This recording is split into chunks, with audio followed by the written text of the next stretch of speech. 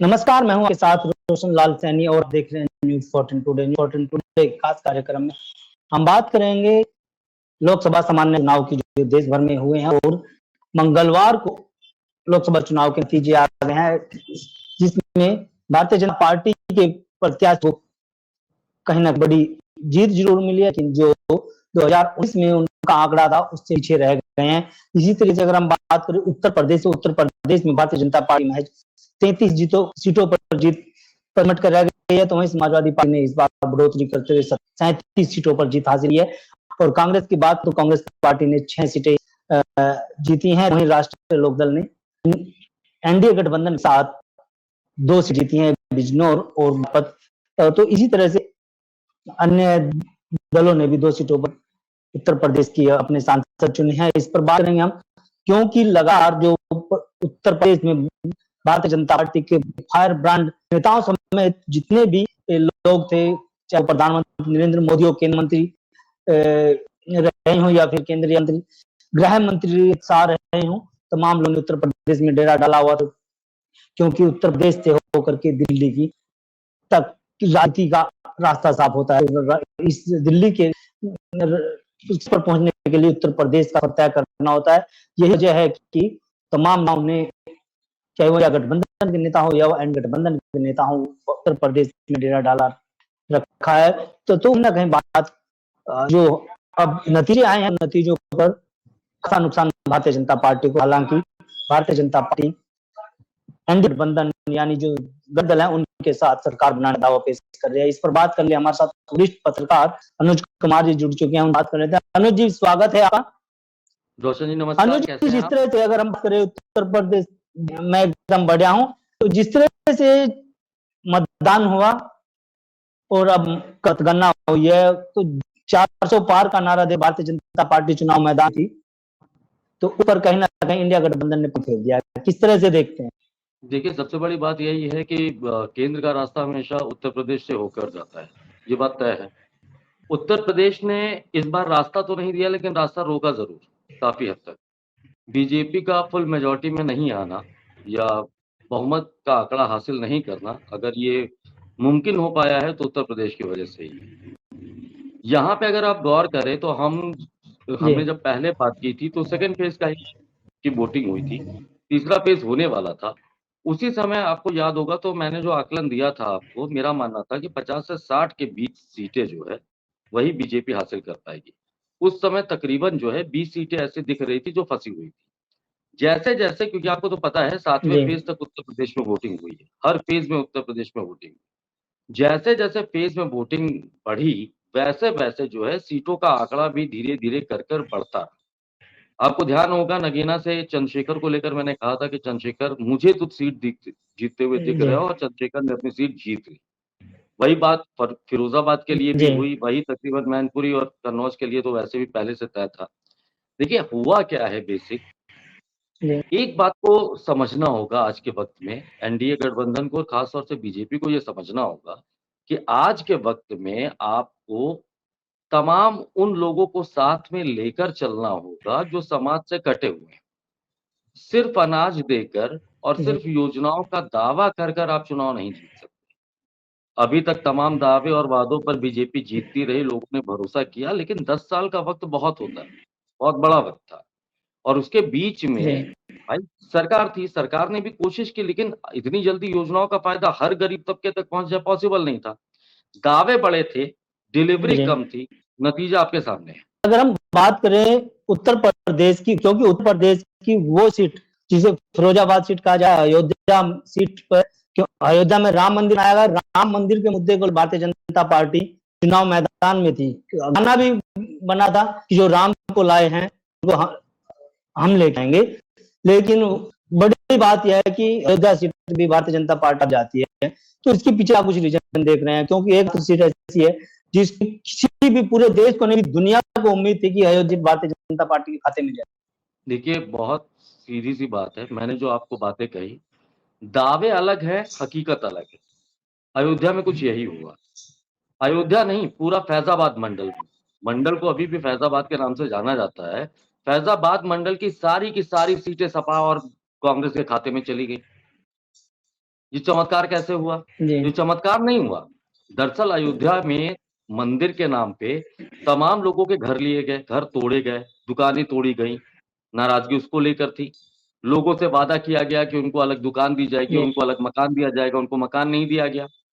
उसके अलावा विकास के जी नाम पर जिस तरह लोगों की ज़मीनें वहाँ पे अधिग्रहित की जा रही हैं अयोध्या में, उनका उनको प्रॉपर मुआवज़ा नहीं दिया जा रहा है। जी वहीं पे बाहर से आए बिज़नेसमैन, खास तौर से मैं इशारा करूँगा आपको और आप भी समझ जाएँगे, गुजराती बिज़नेसमैनों की पैठ, जी व्यापारी कारोबारियों की पैठ अयोध्या में जिस तरह से बढ़ी है, जिस तरह से उन्होंने ज़मीनों की खरीद-फरोख्त, वो कौड़ियों के भाव में ज़मीन खरीदते हैं और फिर उसको न जाने 100 गुने, जी 200 गुने प्रॉफ़िट पे बेचते हैं। ये बात अयोध्या के लोगों के सामने हो रही जी है। अयोध्या के लोगों में इस बात को लेकर नाराज़गी थी। लल्लू सिंह 2 बार लगातार कई बार से वहाँ से सांसद रहे। उनको लेकर भी उनके भी कई वादे थे जो उन्होंने पूरे किए, उसको लेकर भी नाराज़गी थी। बावजूद इसके लल्लू सिंह को रिपीट किया गया, एक फैक्टर वो भी है। लेकिन जो सबसे बड़ी नाराज़गी थी कि अयोध्या में राम मंदिर बना, अयोध्या वासियों में एक उम्मीद जगी थी कि उनके लिए बहुत कुछ होगा, उनको इसका प्रॉपर फ़ायदा मिलेगा। लेकिन जब उन्होंने देखा कि फ़ायदा उन्हें ना जाकर बाहर से आ रहे कारोबारी व्यापारियों को मिल रहा है, तो उनकी नाराज़गी का विस्फोट हुआ। और उनकी नाराज़गी का आप रुख जी देखिए कि जिस रामलला के नाम पर बीजेपी आज सत्ता में बैठी है, ईमानदारी की बात यही है कि आज बीजेपी का जो भी कद है, वो राम मंदिर के नाम पर ही है।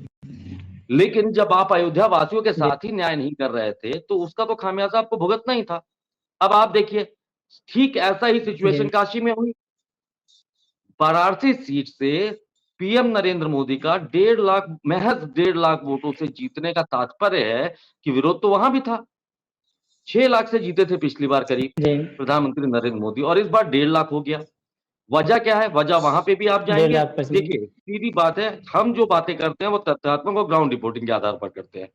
आप ग्राउंड पर जाएँगे, उतरेंगे, जी जब जी आप स्थानीय लोगों से बात करेंगे, तो वो आपको बताएँगे कि काशी विश्वनाथ मंदिर के आस-पास आज पूरे के पूरे गुजरात के कारोबारियों का कब्ज़ा हो चुका है। स्थानीय जो काशी का निवासी जी वो खुद को ठगा महसूस करता है, तो वो क्यों आपको वोट देगा या क्यों नहीं वो आपको विरोध जताएगा? तो चाहे अयोध्या हो, चाहे काशी जी हो, चाहे पूर्वांचल हो, जब जनता ने देखा कि उसे ठगा हुआ महसूस हुआ और दूसरी बात एक बात को बहुत जो दरकिनार करती आई है बीजेपी, उसको ये समझना होगा, ओबीसी जी वोट बैंक किसी की भी जागीर नहीं। जो उनके हक के लिए बात करेगा, वो उनके साथ खड़े हो जाएंगे जाके। इस बार बीजेपी से जी ज्यादा बात समाजवादी पार्टी और कांग्रेस ने की, तो वो उनके साथ खड़े हो गए। नतीजा आपके सामने है। अगर हम बात करें उत्तर प्रदेश में ठाकुर समाज बड़ी तादाद में देखा जाता है। ठाकुर समाज से ही मुख्यमंत्री योगी आदित्यनाथ आते हैं, चाहे वो राजा भैया गढ़ हो, कन्नौज हो, फिरोजाबाद हो, तमाम क्षेत्र ऐसे हैं जहाँ पर राजपूत समाज के जो बड़े दिग्गज नेता हैं, उन्हें अपना रुतबा रहा है। अगर पश्चिमी उत्तर प्रदेश की बात करें तो यहाँ संगीत सोम रहे हैं, फिर पूर्व जो आज इस में नहीं है, जगदीश राणा यहाँ पर रहे हैं, महावीर राणा रहे हैं और सुरेश राणा अभी यहाँ पर भाई पूर्व जो योगी सरकार रही है, उस मंत्री रहे हैं, तो उनका विरोध देखा गया है, समाज का विरोध देखा गया है, वो पूरे प्रदेश में देखने को मिला है। यहाँ तक कि राजपूत समाज विरोध गुजरात तक देखने को मिला, राजस्थान तक को देखने को मिल रहा है और वो सीटें हम ज्यादातर सीटों पर भारतीय जनता पार्टी को हार का सामना करना पड़ा है, जहां पर समाज हार जीत की यानी कि न्यायिक स्थिति में था।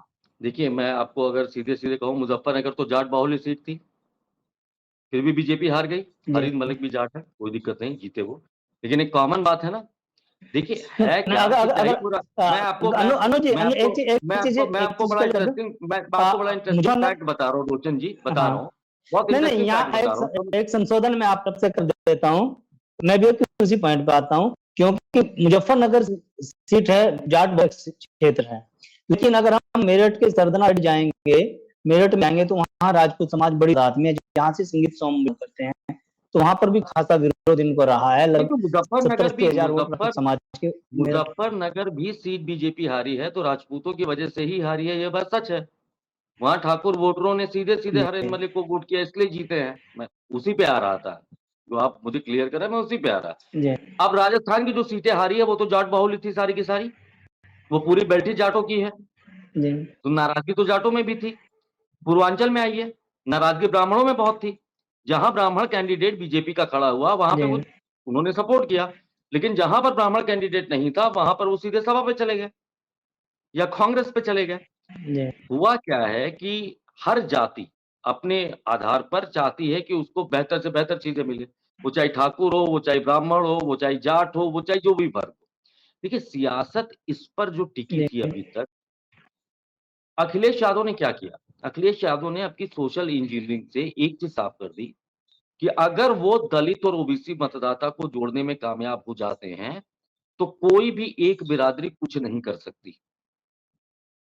जैसे राजपूतों की नाराजगी राजा भैया को लेकर थी। राजा भैया ने कौन-कौन सी सीटें प्रभावित की सीधे तौर पर देखिए, प्रतापगढ़ से शुरू करते हैं। प्रतापगढ़ हारे, प्रयागराज हारे, कौशाम्बी हारे, फूलपुर हारे, फिर आप आ जाइए महेंद्र नाथ पांडे जी की सीट पे, वो भी अपना चुनाव हार गए। ये देखिए बलिया हार गए आप।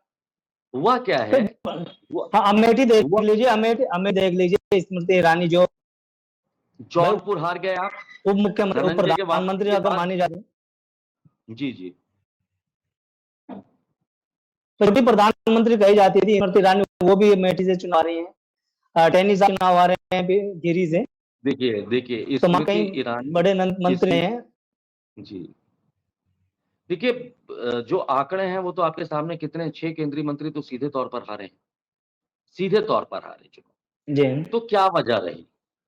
स्थानीय लोगों ने अगर आपको नकारा है तो उसकी कोई वजह तो होगी। ऐसा तो नहीं हो सकता कि आपका चेहरा पसंद नहीं था या बीजेपी पसंद नहीं थी इस वजह से चुनाव केवल आप हारे हैं, नहीं। उसके पीछे बहुत सारे फैक्टर काम करते हैं। किशोरी लाल शर्मा वाक़ई जो है 40 साल से अमेठी में काम कर रहे थे क्योंकि जब से गांधी परिवार वहाँ पर है, तब से वो वहाँ पे काम कर रहे थे, लोगों से जुड़ाव था, जुड़े हुए थे, ये सब सही है। सच ये है कि चुनाव हराया जी स्मृति ईरानी को प्रियंका गांधी ने ही है वहाँ। ये प्रियंका गांधी की ज़िद थी जी और प्रियंका गांधी ने अब तो वो स्थिति कर दी है कि फिलहाल स्मृति ईरानी अब किससे क्या बात करेंगी, क्या होगा उनका राजनीतिक भविष्य वो तो बीजेपी ही ज़्यादा बेहतर बता पाएगी। लेकिन फिलहाल उनकी हालत जो है ना, जी वो अभी फिलहाल तो बहुत ही बुरी कंडीशन में है, वो अपने राजनीतिक दौर की सबसे बुरी स्थिति में है आज के वक़्त। वजह सिंपल सी है, जहाँ पर आप जनता के साथ कम्युनिकेट नहीं करेंगे, जहाँ आप जनता के सामने अहंकार दिखाएँगे, जहाँ आप जनता के से सीधे संवाद नहीं करेंगे, जनता की परेशानियों को आप सॉल्व नहीं करेंगे, तो ये नतीजे अब आपके पक्ष में या विपक्ष में ठीक ऐसे ही आएँगे। और ये बात किसी और ने नहीं, खुद जनता तो ने जी कही। कहीं ना कहीं सवाल ये भी उठते हैं, चाहे वो दिल्ली के मुख्यमंत्री अरविंद केजरीवाल जेल से बात हुई, उन्होंने सवाल उठाया कि अगर भारतीय जनता पार्टी 400 पार नारे पर खरा उतर जाती है, तो उत्तर प्रदेश मुख्यमंत्री योगी आदित्यनाथ को हटेगी, क्योंकि उन्होंने कई मुख्यमंत्रियों को बदला है, चाहे वो हरियाणा के मुख्यमंत्री हो, चाहे वो झारखंड के मुख्यमंत्री, मतलब कई मंत्रियों की सीटों पर बदलाव किया था।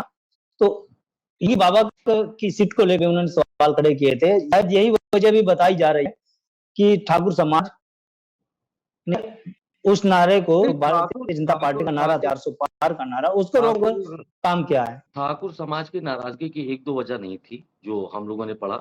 राजस्थान में कुछ ऐसा हुआ, गुजरात में कुछ ऐसा हुआ, कुछ ऐसी टिप्पणियाँ सामने आईं, बाकी सब हुआ। तो ठाकुर वर्ग में राजपूत वर्ग को जितना लग रहा था कि उनको टिकट में भागीदारी मिलेगी या उनको तवज्जो मिलेगी, बीजेपी ने उनको उतनी तवज्जो नहीं दी। एक नाराजगी की वजह ये थी, क्योंकि जी पश्चिमी उत्तर प्रदेश में जो प्रतिनिधित्व चाहता था राजपूत समाज, उसको नहीं मिला, इसलिए वो विरोध में आया। विरोध की आग तब जी फैली जब आपकी अनुप्रिया पटेल ने जो है राजा भैया के ऊपर टिप्पणी की। राजा भैया ने उसको अपनी साख की लड़ाई बनी, तो दूसरी तरफ अमित शाह ने वहां रैली की कुंडा में, राजा भैया को इनवाइट नहीं किया। बहुत सारी चीजें थी, तो एक दो रीजन नहीं है, कई सारे रीजन है, सबके अपने पर्सनल रीजन है, पर्सनल ओपिनियन है। एक बात को समझिए, महाराज मतलब योगी आदित्यनाथ उत्तर प्रदेश के सीएम मुख्यमंत्री हैं। आज भी अगर यूपी की जनता के बीच में जाके, मेरा मानना है कि अगर सर्वे किया जाए, तो उनके अलावा दूसरा चेहरा कौन है जो उस कद का हो उत्तर प्रदेश में नेता? तो फिलहाल तो नहीं दिखता। विपक्ष में इस चुनाव के बाद आप अखिलेश को देख जी सकते हैं। एक बार अखिलेश यादव का नाम आप ले सकते हैं, विपक्ष लेकिन में बीजेपी के अंदर अगर आप बात करेंगे तो बीजेपी में कौन-सा ऐसा दूसरा चेहरा आपको दिखता है उत्तर प्रदेश में, जो योगी की बराबरी कर लेगा आज के वक़्त में? तो योगी तो मजबूरी है एक तरह से। दूसरी बात, अब आप गौर करिए कि सोशल मीडिया पे एक चीज बहुत साफ सुथरे तौर पे चलाई जा रही है कि लोकसभा चुनाव में ऊपर के नेतृत्व ने जो चीजें की, जो कैंडिडेट उन्होंने खड़े किए, जिनको उन्होंने टिकट दिया, वही बैकफायर किए हैं। अब अंदर खाने से खबरें ये भी आ रही है कि जी योगी ने कई जगह पे विरोध किया था। उन्होंने विरोध किया कि इनको प्रभारी मत बनाओ, बना हाँ दिया। बोला बिल्कुल इन कैंडिडेट्स को आप टिकट मत दीजिए, हाँ दिया बिल्कुल गया। ये बात है। और और जब जब सीधी बात है कि लोकसभा का चुनाव प्रधानमंत्री के चेहरे पर होता है, तो फिर आप मुख्यमंत्री पे क्यों जा रहे हैं? जीत अगर होती, यही आंकड़े आप उलट दीजिए। अगर यही 76 सीटें मिलती, तो बीजेपी के लिए तुरंत कहा जाता कि नहीं, नहीं नरेंद्र मोदी जी की जीत है ये। और हार गए, तो उस कंडीशन में केवल और केवल योगी पे ही ठीक रहा क्यों? भूपेन्द्र चौधरी पश्चिमी यूपी से आते हैं, जाट चेहरा है, प्रदेश अध्यक्ष हैं, क्या उनकी जिम्मेदारी नहीं बनती? टिकट जब जी तय हुआ, संगठनात्मक कार्रवाई, चुनाव तो उनको देखना था। उन्होंने क्या किया? सवाल तो सब पर उठने चाहिए ना। देखिए, मेरा बिल्कुल एक सीधा-सीधा मानना है, नहीं सवाल जब उठते हैं सवाल तो तो ये सब पर जी बराबर उठने जी चाहिए। अनु जी अगर जीत की जिम्मेदारी किसी को आप देते हैं, सवाल तो चेहरा सवाल पहनाते हैं। जी जी, सवाल तो ये उठता है कि जिस तरह से 400 पार का नारा भारतीय जनता पार्टी की तरफ से दिया गया, तो विपक्ष ने उसको बनाने के लिए संविधान को खतरे में डाल के बयानबाजी शुरू कर दी। और इसी बीच भारतीय जनता पार्टी के जो नेता थे, उनके अन्य बयान भी सामने आने लगे। तो कहीं ना कहीं उसका खामियाजा भी भारतीय जनता पार्टी को भुगतना पड़ा इस चुनाव में। देखिए पूर्वांचल में तो इसका पूरा असर दिखा। पूर्वांचल में, अवध क्षेत्र में और जी पूर्वांचल में इसका जो इन्होंने मुद्दा उठाया, इसका सीधा तौर पर असर दिखा।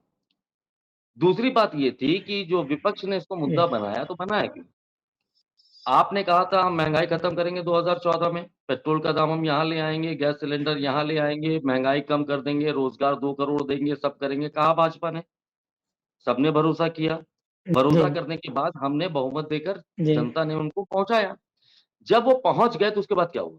उसके जी बाद ठीक उसका उलट हुआ। आज महँगाई दर सबसे ज़्यादा ऊपर है। आज कंडीशन है कि बेरोज़गारी सबसे सबसे ऊपर ज्यादा दर पे है। ठीक है? तो 10 साल एक बड़ा वक़्त होता है। 10 साल एक बड़ा टाइम होता है। अब कांग्रेस को और विपक्षी दलों को भी तो मौका मिल गया ना कि ये झूठ बोलते हैं। तो आप तो साबित किया 10 साल तक, क्योंकि आप अपने वादों पे खरे नहीं उतरे। जी राम मंदिर 370 तीसरा वादा बताइए, किस पे खरे उतरे? तो एक हाँ बहुत बिल्कुल सीधी बात है हाँ कि बिल्कुल 10 साल के वक़्त में जब आप वादे पूरे नहीं करेंगे, तो आपका ये हश्र तो होगा। और ये तो गनीमत मानिए, मैं तो गनीमत मानूँगा कि मध्य प्रदेश की जनता उनके साथ खड़ी रही और ओडिशा में नवीन पटनायक की तबीयत खराब होने का इनको फ़ायदा मिल गया। नहीं तो आज तो पूरी तरह से जी आप बदले हुए हालात देख रहे होते। जी, तो कहीं जिस तरह से आम आदमी पार्टी संयोजक केजरीवाल मुख्यमंत्री हैं दिल्ली के, उन जेल जाना भेजना भी बड़ी बात रही है भारतीय जनता पार्टी के लिए। तो वहीं जो झारखंड के मुख्यमंत्री हैं हेमंत सोरेन, उनको भी जेल भेजा, उसका भी फायदा भारतीय देखिए पार्टी को मिला है। देखिए ये मेरा मानना है कि ये क्यों जो हथियार है, ये हथियार आज से इस्तेमाल नहीं होते।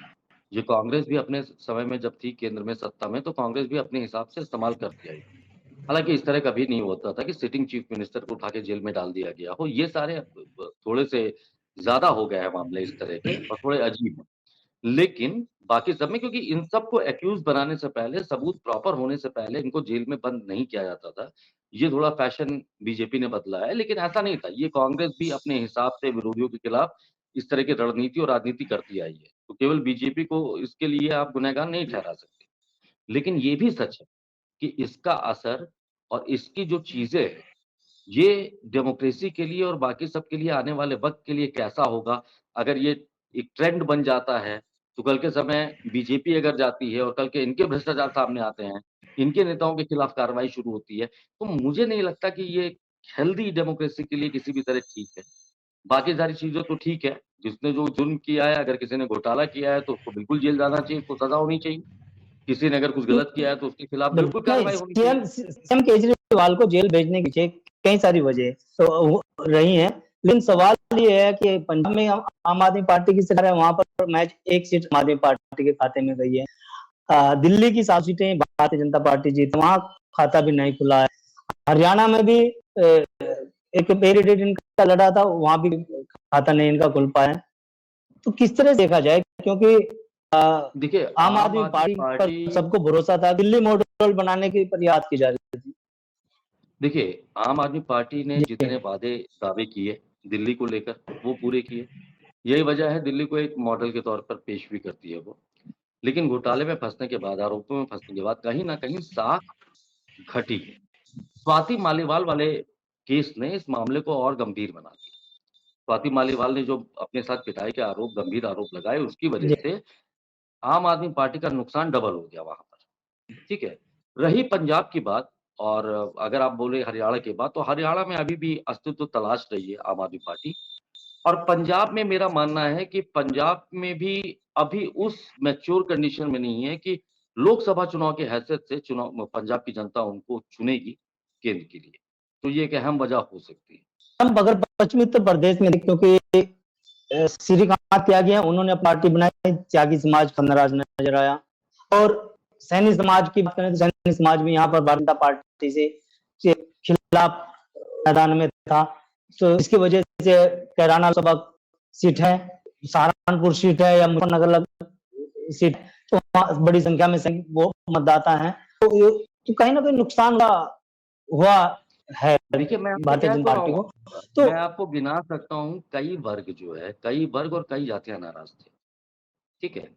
अब आप सोचिए ज़रा कि बीजेपी ये आकलन कर चुकी थी कि हर हाल में वो मेजॉरिटी लायक सीटें पा रहे हैं और ये उनका कॉन्फिडेंस, ओवर कॉन्फिडेंस किसने साबित किया? अवध की बेल्ट से शुरू होता है ये सिलसिला और पूर्वांचल तक चला जाता है। वहाँ का वोटर घर से निकला, जी वोट से जाके वोट किया, साइलेंटली वोट किया और वो आ गया। बीजेपी ये मानती रही कि ये मेरा कोर वोटर है, इसने मुझे ही वोट डाला होगा, लेकिन जब नतीजे आए तो पासा पूरी तरह से पलटा हुआ था। ये तो आप किस्मत की बात समझिए कि ये जी मतलब कुछ ही चीज़ों पे हो पाया क्योंकि अगर ये पहले से ये चीज़ें फैलती तो बीजेपी को बहुत बड़े पैमाने पे नुकसान कई जगहों पे, कई राज्यों में हो जाता। इंडिया गठबंधन की बात करें तो लगातार राहुल गांधी है, भारत जोड़ो यात्रा निकाली है, भारत जोड़ो न्याय यात्रा निकाली है, जम्मू से लेके कन्याकुमारी तक उन्होंने यात्रा निकाली। जो इनके ऊपर उस शब्द का ठप्पा लगा हुआ था, उसको भी अपने ऊपर से हटाया है।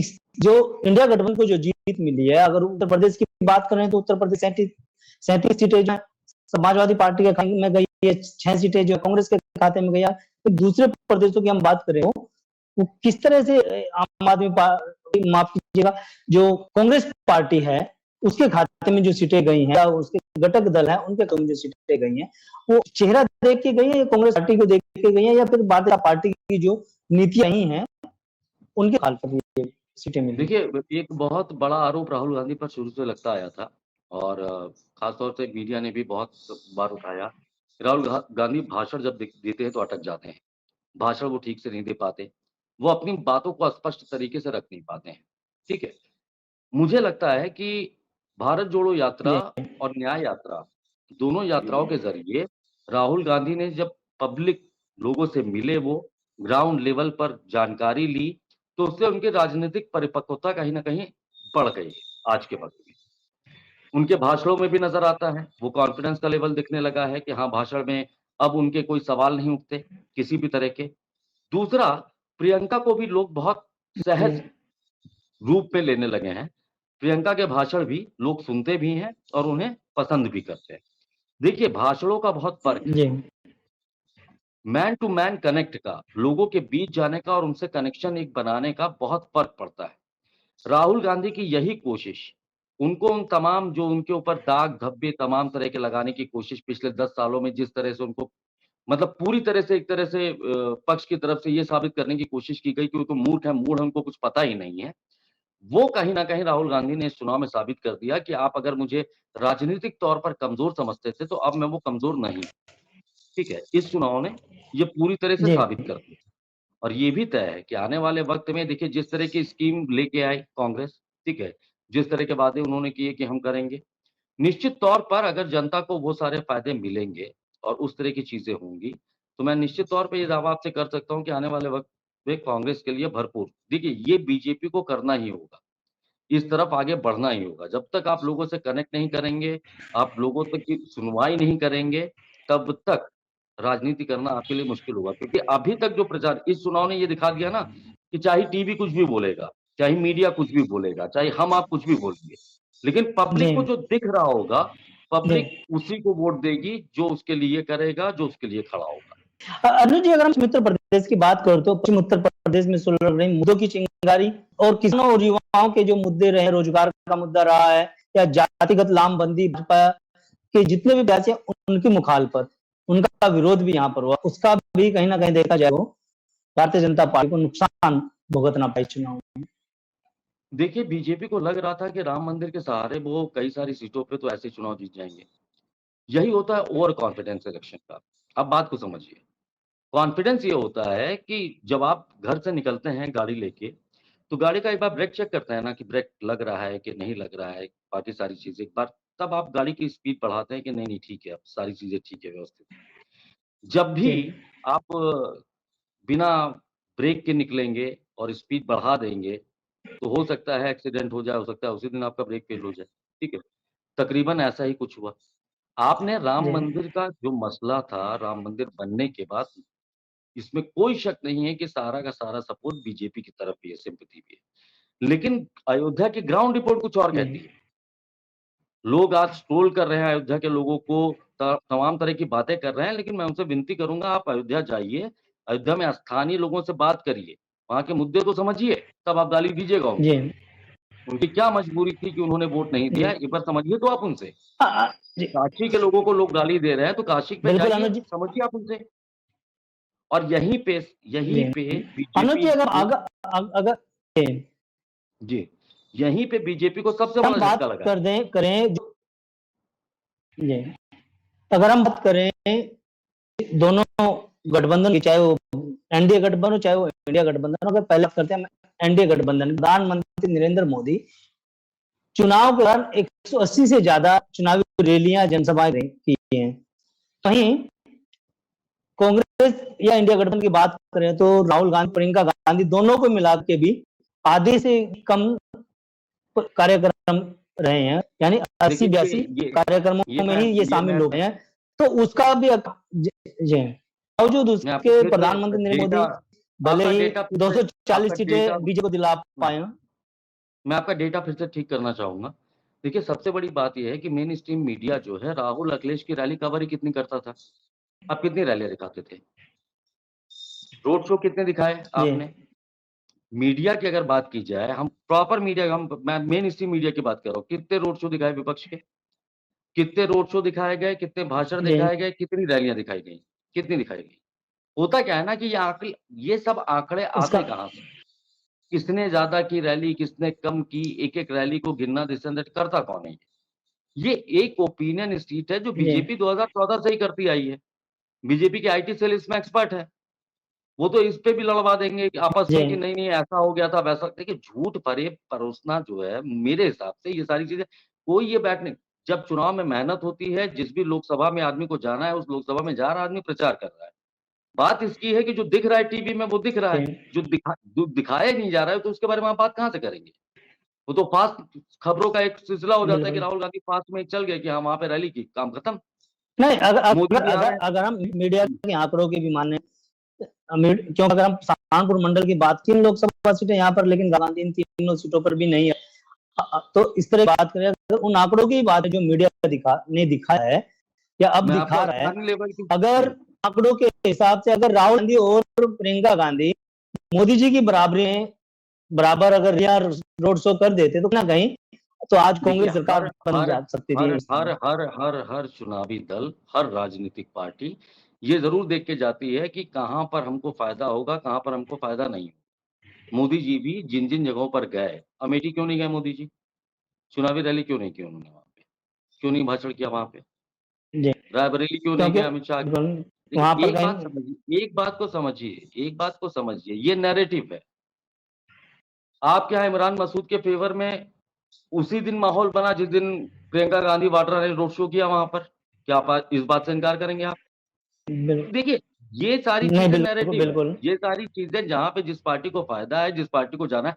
मेरा तो एक सीधा सीधा कहना है ना, बार बार ये दावा किया जाता है कि मोदी जी बहुत मेहनत करते हैं, मोदी जी बहुत रैली करते हैं। अरे मेरा सिंपल कहना, आप विपक्षी को दिखाते कितना है?